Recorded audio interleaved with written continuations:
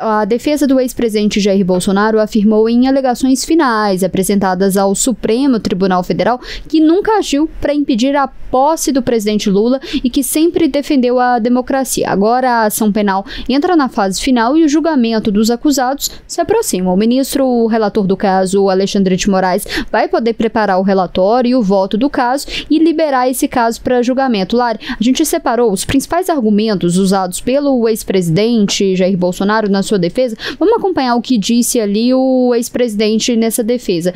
Um dos principais pontos que ele fala é sobre a alegação de inocência que o ex-presidente fala. Ele declara que ele é inocente em todas as acusações em que ele é feito nessa denúncia, e aí a gente tá vendo aí na tela um trecho do que disse ali foi um documento bastante extenso que disse o ex-presidente Jair Bolsonaro, e aí ele fala que demonstrou ali, segundo a defesa dele, absoluta inocência de provas e a manifestação ali de divórcio entre a acusação e o direito, e que ele fala que adotada ali a lógica de denúncia, os atos se revelariam quando muito como atos preparatórios. Um outro ponto ali alegado pela defesa do ex-presidente ele rebateu o argumento de que teria sido feita uma organização criminosa. A gente preparou uma próxima arte sobre isso, e aí o Bolsonaro, a defesa do ex-presidente, negou que tenha sido líder da organização criminosa, conforme foi apontado ali pela denúncia da PGR. E um trecho que a gente separou do que está nessa alegação final do ex-presidente, eles falam: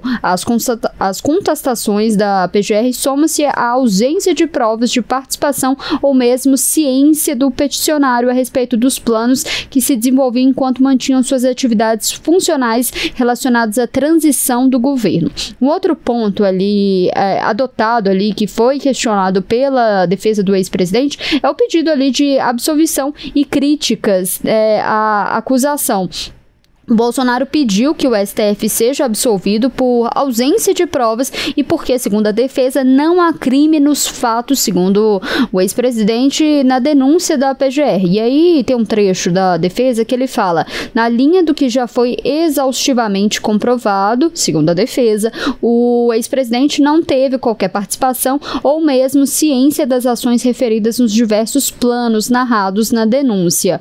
E aí ele contesta também, o ex-presidente, a posição ali de liderança nos atos do dia 8 de janeiro também, que foi um dos pontos ali apontados pela PGR. A defesa rebateu todas essas acusações de que o Bolsonaro seria o líder do grupo e que articulou o golpe de Estado e que seria o principal beneficiado ali do plano.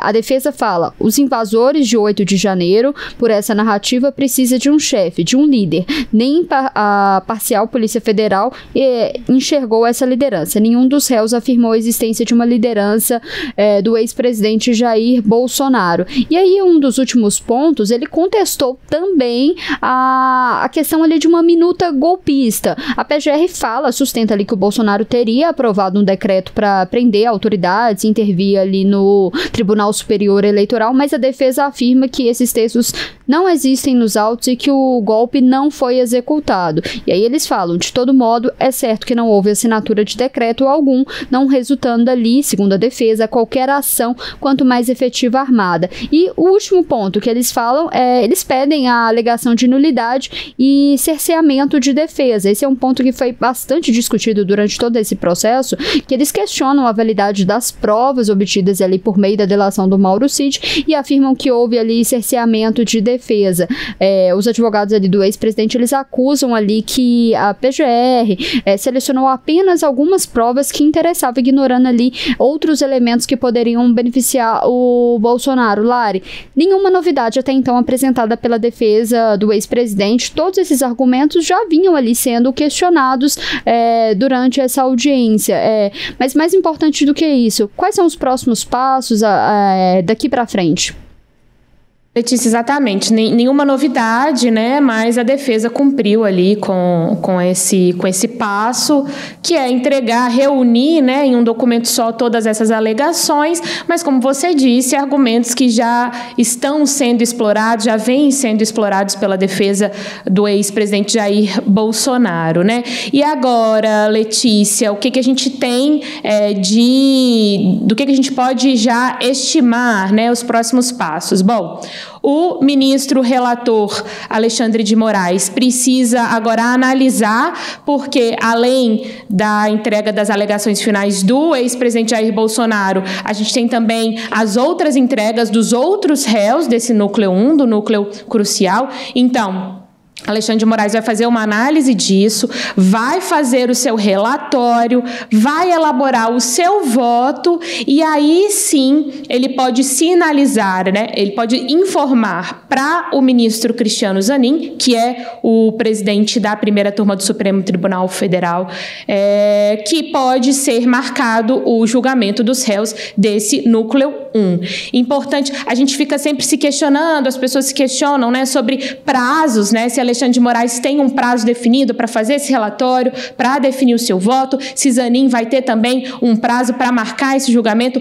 Prazos estritos, né? Prazos fechados não existem, mas a expectativa é de que isso ocorra já nas próximas semanas agora do mês de agosto, porque a estimativa é a de que o julgamento do núcleo 1 ocorra no mês de setembro, né? Então, para que isso possa acontecer, para que haja tempo hábil, né? Nas próximas 2 semanas aí a gente tem que ter toda essa movimentação em relação a Alexandre de Moraes, em relação à marcação que será feita por Cristiano Zanin, porque a gente lembra, né?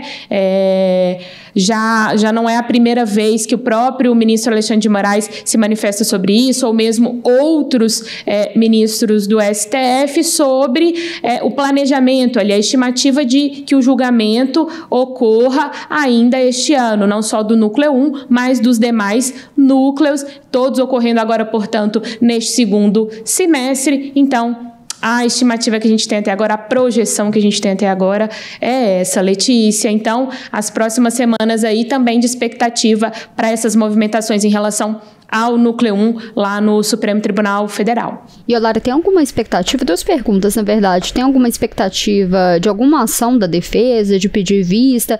Tem expectativa, como você mencionou, desse julgamento acontecer em setembro, mas a gente sabe que é até uma estratégia legítima da defesa de pedir ali alguma vista, tem alguma expectativa da defesa de tentar, pelo menos, protelar? E uma outra questão, a gente viu nesses últimos dias ali a oposição, principalmente ali no Congresso, bastante inflamada, defendendo ali questão de PL da anistia, que em um primeiro momento beneficiaria principalmente o ex-presidente Jair Bolsonaro. Tem alguma movimentação em Brasília do que a gente está chegando próximo a esse julgamento, dessa oposição se articulando, preparando para algum ato?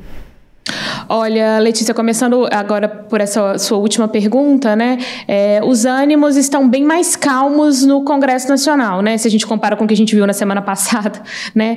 Estão bem mais calmos. Essas pautas, essas defesas, principalmente em relação à anistia e ampla e restrita para os envolvidos nos atos de 8 de janeiro, isso não tem aparecido tanto nesses últimos dias, mas pode ser que com novas movimentações em relação, né, à marcação do julgamento, por exemplo, isso ganha algum tipo de força. Então, por agora, aqui em Brasília, especificamente no Congresso, quando a gente pensa na oposição, esses ânimos acalmaram aí um pouco, principalmente depois da sinalização do presidente da Câmara, Hugo Mota, de que essa questão da anistia e também do fim do foro privilegiado, essas 2 questões não vão caminhar agora no Congresso Nacional. E voltando para a sua outra pergunta em relação a possíveis adiamentos no julgamento, né? Eu li até uma reportagem do jornal o Globo ontem sobre que levantava ali uma possibilidade de que, por exemplo, o ministro Luiz Fux pudesse pedir algum tipo de vista em relação ao julgamento, né? Mas é algo no campo das possibilidades, tendo em vista os recentes posicionamentos do ministro que agradaram ali, né, a direita, que agradaram aliados do ex-presidente Jair Bolsonaro. Se isso de fato vai acontecer na prática, né, agora é esperar para ver. Mas caso haja esse pedido de vista, né, são 90 dias ali, então isso atrasaria bastante e acabaria com essa estimativa, com esse plano de que todos os núcleos sejam julgados ainda no segundo semestre. Então, também cenas dos próximos capítulos, Letícia. Logo quando esse julgamento começou, a gente falava bastante aqui que era uma preocupação ali do Supremo terminar o quanto antes, né? Não deixar esse processo se alongar para 2026 para poder não contaminar a questão eleitoral. Difícil, né? Já está completamente contaminado e polarizado, mesmo que seja em setembro, se vai para o final do ano que vem, esse processo já está todo contaminado e polarizado